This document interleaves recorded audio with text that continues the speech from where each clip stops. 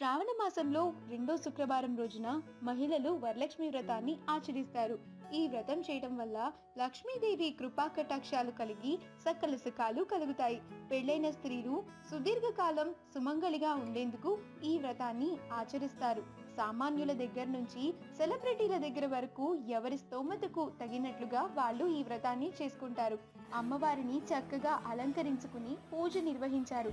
ఆ ఫొటోస్ ని మనం ఈ వీడియోలో చూసేద్దాం. ఓం మహాలక్ష్మి మహాలక్ష్మి.